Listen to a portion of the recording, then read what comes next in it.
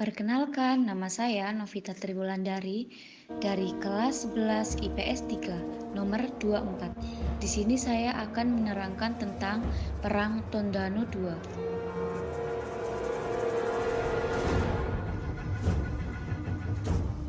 Latar belakang Perang Tondano II. Perang Tondano II terjadi pada awal abad ke-19, yakni pada masa pemerintahan kolonial Belanda. Perang ini dilatar belakangi oleh kebijakan Gubernur Jenderal Daendels. Saat itu, Daendels mendapat tugas untuk memerangi Inggris dan memerlukan pasukan dalam jumlah besar. Untuk menambah jumlah pasukan, maka direkrut pasukan dalam kalangan pribumi. Beberapa suku yang dianggap memiliki keberanian untuk berperang yaitu Madura, Dayak, dan Minahasa. Dari Minahasa ditarget untuk mengumpulkan calon pasukan sebanyak 2.000. Ternyata orang-orang Minahasa umumnya tidak setuju dengan keputusan Daendels merekrut pemuda-pemuda Minahasa sebagai pasukan kolonial. Mereka justru ingin mengadakan perlawanan terhadap kolonial Belanda. Akhirnya, mereka memutuskan aktivitas perjuangannya di Tondano. Minawanua, salah satu pemimpin perlawanan itu adalah Ukang Lumpur. Ia bentuk penolakan terhadap program pengiriman 2.000 pemuda Minahasa serta menolak kebijakan kolonial yang memaksa agar rakyat menyerahkan beras cuma-cuma kepada Belanda. Jadinya Perang Tondano II. Dalam suasana yang semakin kritis ini, tidak ada pilihan lagi bagi Gubernur Prediger kecuali mengirim pasukannya untuk menyerang pertahanan orang-orang Minahasa di Tondano. Belanda merupakan strategi membendung Sungai Temberan.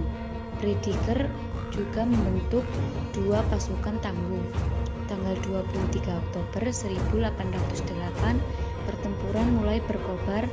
Pasukan Belanda yang berpusat di Danau Tondano berhasil melakukan serangan dan merusak pagar bambu berduri yang membatasi danau dengan perkampungan Minawanua, sehingga menerobos pertahanan orang-orang Minahasa di Minawanua.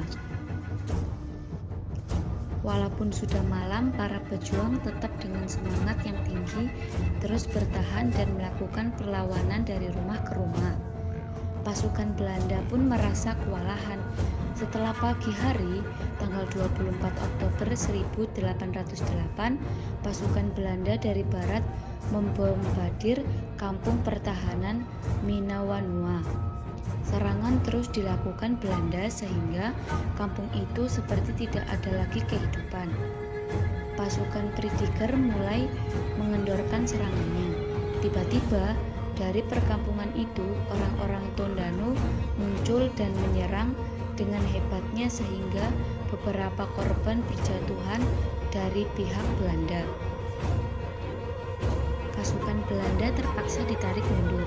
Seiring dengan itu, Sungai Temberan yang dibendung mulai meluap sehingga mempersulit pasukan Belanda sendiri.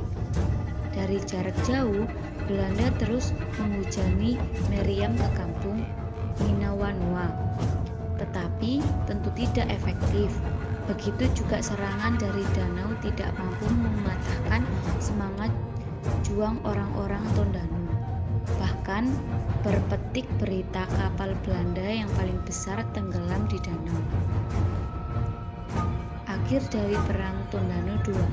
Perang Tondano II berlangsung cukup lama, bahkan sampai Agustus 1809. Dalam suasana kepenatan dan kekurangan makanan, mulai ada kelompok pejuang yang memihak Belanda. Namun, dengan kekuatan yang ada, para pejuang Tondano terus memberikan perlawanan. Akhirnya, pada tanggal 4 sampai 5 Agustus 1809, benteng pertahanan Maraya milik para pejuang hancur bersama rakyat yang berusaha mempertahankan. Para pejuang itu memilih mati daripada menyerah. Dampak Perang Tondano II. 1. Jatuhnya korban dari kedua belah pihak. 2. Kerugian materi maupun non-materi dari kedua belah pihak. 3. Jatuhnya daerah Tondano ke tangan Belanda. 4. penderitaan rakyat yang semakin memburuk. 5. Terpengaruhnya orang-orang Minahasa atau pejabat pribumi oleh Belanda.